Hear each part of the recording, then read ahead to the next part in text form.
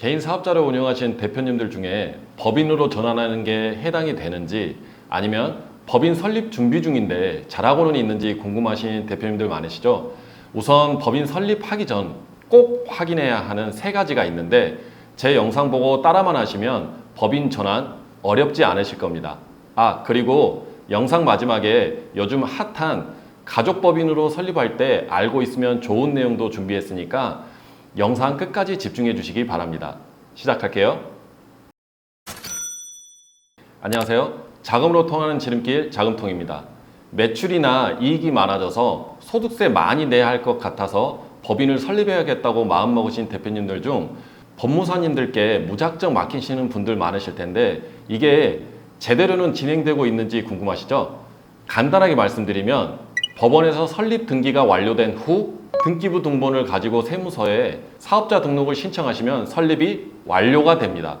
먼저 법인 등기 신청을 할 때 회사명과 어떤 종류로 회사를 운영해야 할지 정해야 하는데요. 회사명 같은 경우 같은 지역에 같은 상호가 없으면 문제가 없고 회사의 종류는 어떤 목적을 가지고 있는지에 따라 가족 경영을 할 경우 유한회사로 해야 할 때도 있지만 일반적으로 주식회사로 하는 것이 일반적이라는 점 참고해 주시면 됩니다. 자, 지금부터 메인 주제인 법인 설립 전에 반드시 체크해야 되는 세 가지 내용에 대해 알려드리도록 하겠습니다. 첫 번째, 법인의 주소지입니다.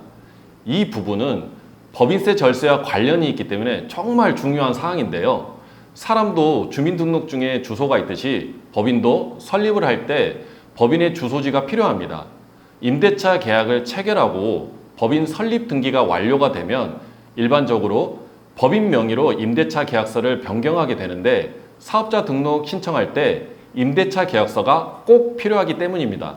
또 법인의 주소지에 따라 법인의 세금이 크게 달라질 수 있기 때문에 주소지의 결정이 정말 중요합니다. 어떤 혜택이 있는지 살펴보면 창업 중소기업 특별세 감면 제도가 있는데 법인의 업종 창업 시점에 대표자의 나이, 법인의 주주 구성과 창업 지역에 따라 50%에서 최대 100%까지 5년간 법인세를 감면받을 수 있는 제도입니다. 이 제도가 법인의 주소지에 따라 달라질 수 있거든요.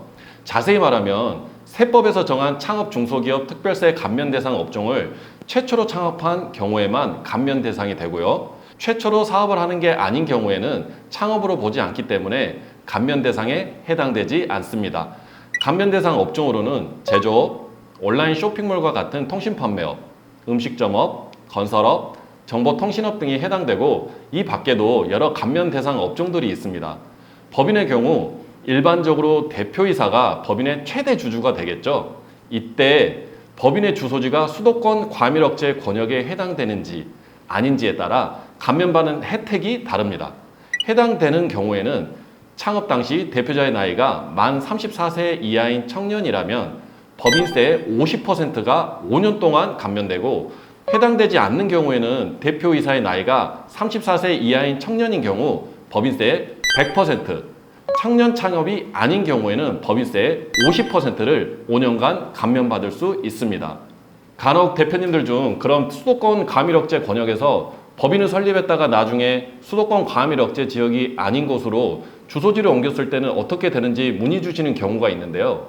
과밀억제 지역이 아닌 곳으로 나중에 옮기신다고 해도 감면 혜택이 늘어나지 않습니다.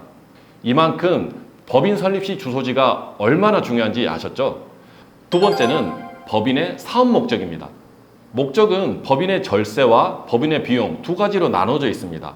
대표님들, 얼마 전 축구협회 청문회 했었는데 보셨나요? 그 내용 보시면 이사의 소집 과정에서 정관에 있는 절차를 거쳤냐, 안 거쳤냐로 적법하냐, 아니냐를 결정하게 되는데 법인의 사업 목적은 바로 이 정관에 기재되어야 하는 필수적 기재사항에 해당이 되고 법인 등기부 등본에 기재가 됩니다. 결론적으로 정관에 사업 목적이 기재되어 있는 사항을 가지고 법원에 등기를 하고 완료가 돼야 사업자 등록증에 기재가 된다는 말입니다. 마지막 세 번째는 주주 구성입니다. 일반적으로 중소기업 대표님들은 100% 대주주로 증제해서 법인을 설립하는 경우가 많은데 사실 주주 구성을 어떻게 하느냐에 따라 소득 분산이 가능하기 때문에 절세나 사전 증여 측면에서 많은 도움이 될 수 있습니다. 요즘 가족법인에 대해 관심이 많으신데 이 부분을 잘 활용했을 때 좋은 결과물 중 하나입니다. 주식을 어떻게 활용하느냐가 법인을 잘 활용하는지 아닌지로 결정되는데, 개인 소득이 너무 높다면 배우자나 자녀를 주주로 구성해 보는 것을 고려해 볼 수 있고, 종합소득세는 누진세가 적용되기 때문에 소득 구간이 높을수록 높은 세율이 적용이 됩니다. 그리고 법인이라면 꼭 활용해야 할 배당이 있습니다. 배당의 특징은 종합소득세에 합산되지 않기 때문에 반드시 활용해야 하는 부분입니다. 1인당 연간 2천만 원 이하의 금융소득만 있는 경우에는 다른 소득과 합산되지 않기 때문에 15.4%의 소득세만 납부하면 되고, 분리과세가 적용되기 때문에 절세에 큰 도움이 될 수 있습니다. 따라서 법인 설립할 때부터 자녀나 배우자를 주주로 구성하면 사전 증여 효과도 볼 수 있는 메리트가 있습니다.